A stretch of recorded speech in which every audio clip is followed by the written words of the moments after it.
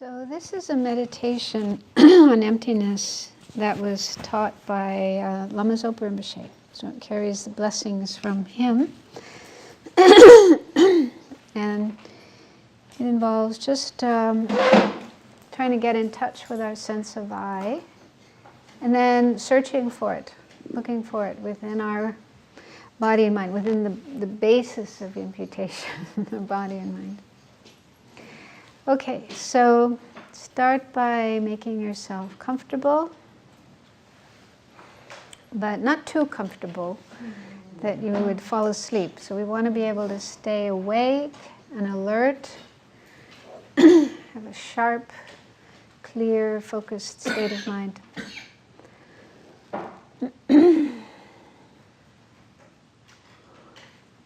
And so the first few minutes, pay attention to your breath coming in and going out in order to settle your mind.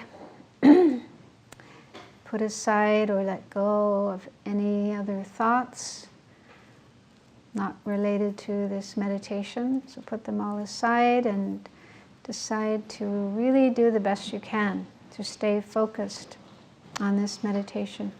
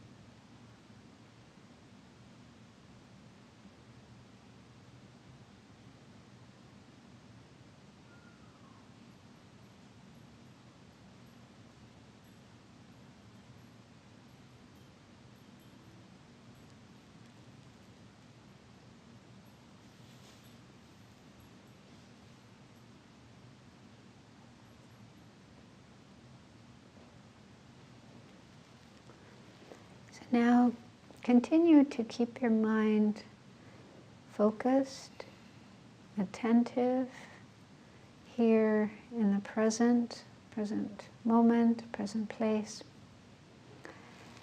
But see if you can get a sense of the I, the feeling of I. One way to do that is to remember a time when this feeling of I came up very strongly. This happens when we have some emotional experience. For example, if somebody insults us, does something we don't like, then there's a strong feeling of an I coming up. How could you do such a thing to me? How could you say that to me? How could you talk to me that way? It could also happen in times of happiness, excitement. If some really wonderful thing happens, somebody praises us, or we win a prize, we win an award. So again, in those moments, there's a strong feeling of the I, who has won this award, who is getting this attention, this praise, and so on. So try to recall such an experience in which this feeling, this sense of I came up very strongly.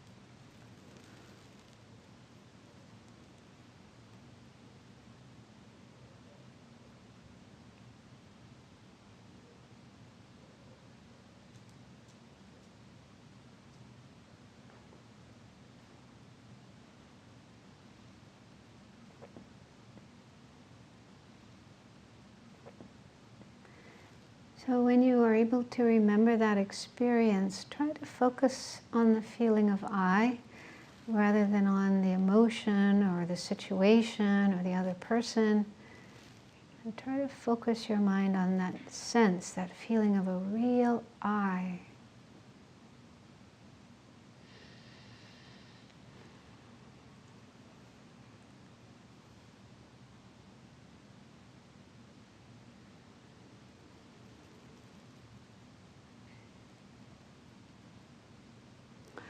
So this I seems to exist on its own, like a real thing. But if that is true, if it really does exist that way, the more carefully we examine it, the more clearly it should become. So we should be able to actually locate it, find it, point to something as being the I. So the first place that we will look is our body.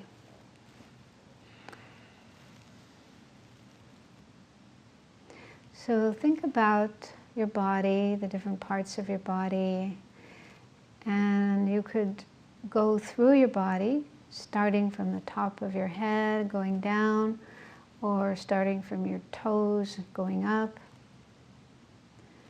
Just go through your body, scan your body, and see if you can find this I somewhere in your body, as some part of your body.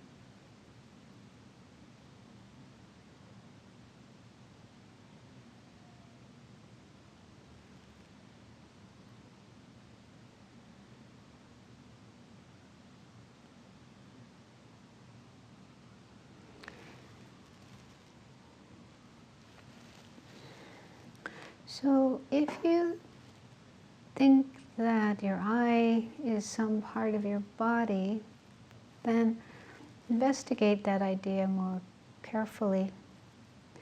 For example, many people identify themselves with their brain. They think they are their brain. But think about what the brain really is.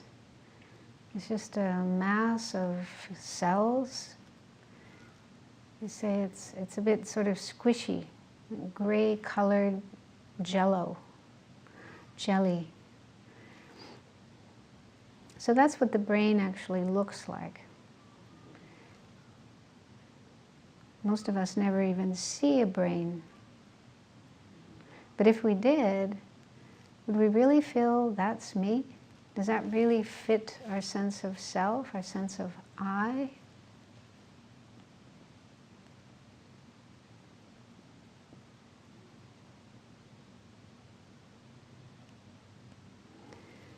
For example, when we look in the mirror and we see our reflection, and we may have thoughts, oh, I'm pretty attractive, I'm good looking, or I don't look so good today. So are we seeing our brain in the mirror?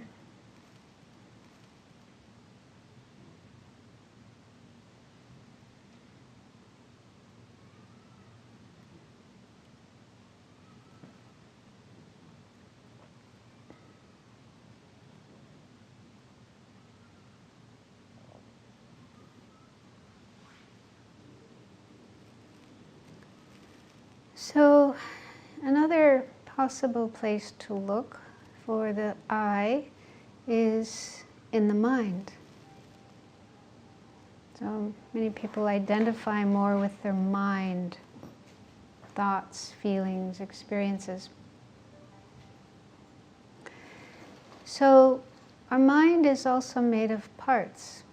It's not just one solid, partless thing. It's actually more like a stream.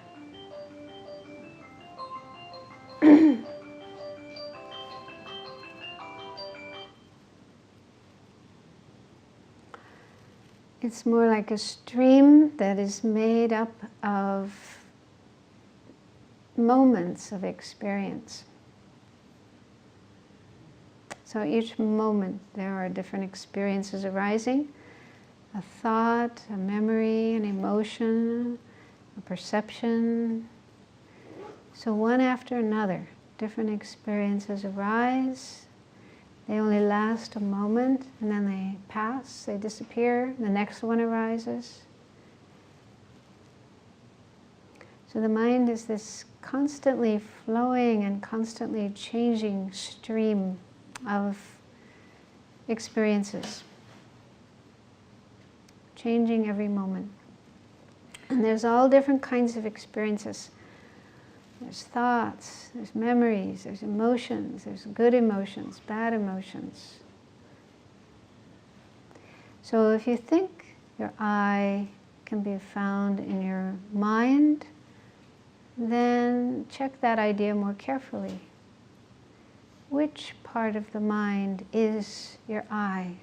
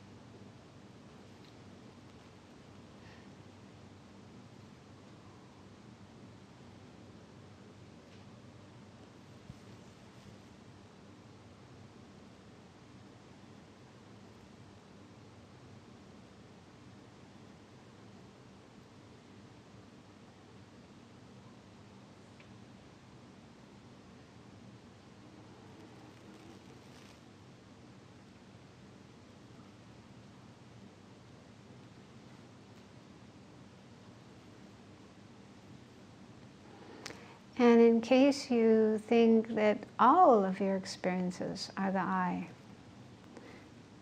is the whole mind with all of its experiences,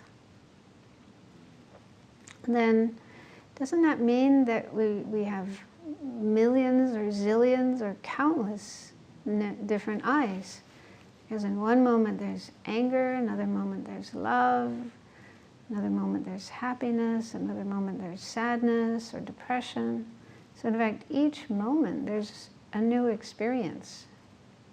And that only lasts a moment, and then it goes, and the next one comes. So that means we're actually millions or zillions or countless I's. So does that really fit your sense of an I, sense of self? Something that arises and passes every moment, changes every moment. Is that really how you see your I?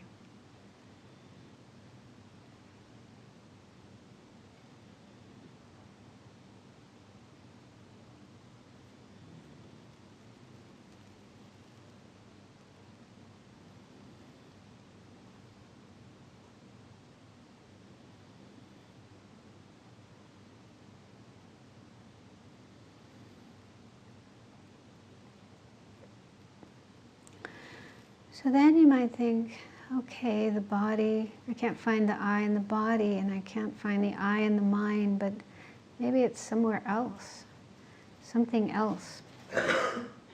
Just examine that idea of there's some other part of you, some other thing existing within you that you can point to and say, that is the I.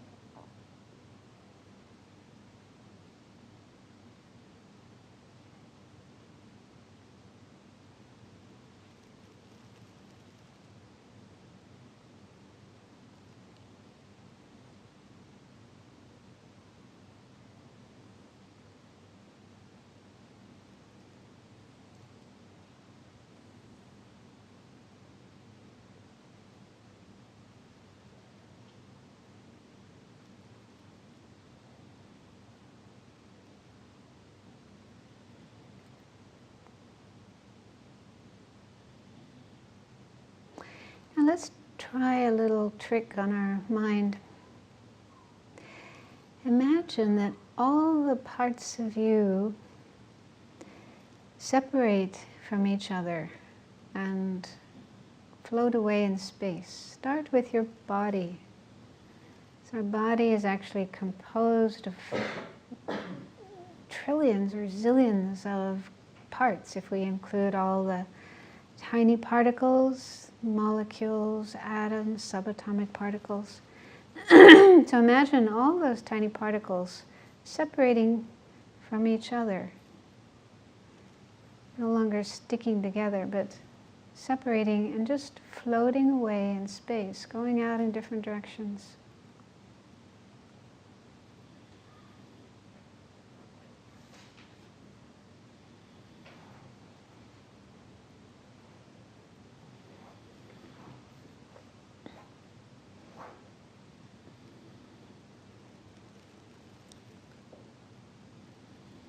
And then do the same with the mind. Mind is also made up of parts, different experiences that arise each moment. So imagine all the different parts of the mind separating and going off in different directions, no longer sticking together as one continuous flow.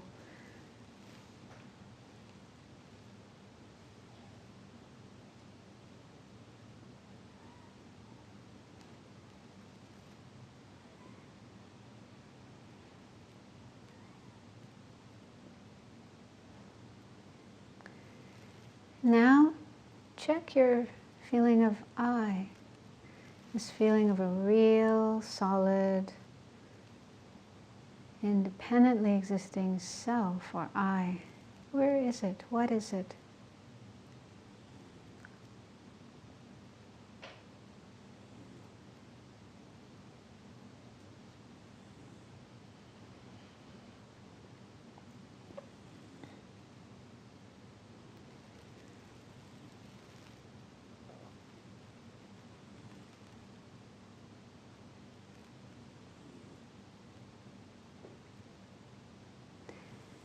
Now, let all the parts of yourself come back. All the parts of your body, all the parts of your mind. So let them come back together, reassemble them.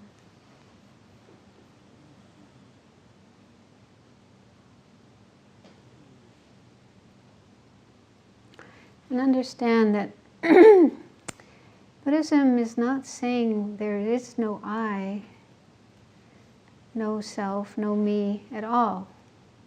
That's a wrong conclusion. We do exist. There is an I, there is a me. But what it is just what we name or label on top of or in relation to our body and mind. So our body exists, made of all these particles, changing every moment. Our mind also exists, made up of all these different thoughts and memories and feelings and experiences, again changing every moment.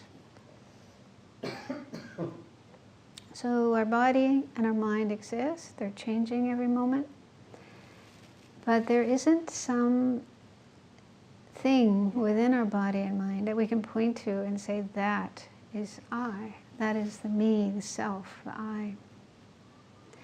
Instead, I is just what we name, just what we label, just what we impute on top of or in relation to our body and our mind.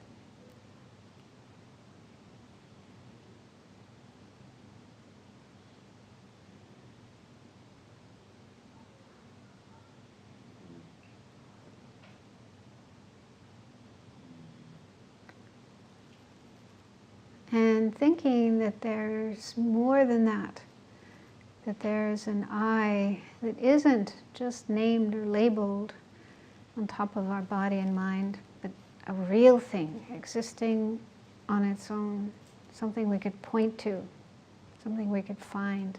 There it is, that is it. That is the false I, the inherently existing I. And according to the Madhyamika Prasangika school, that kind of I doesn't exist. It's only fabricated by the mind, not a real thing.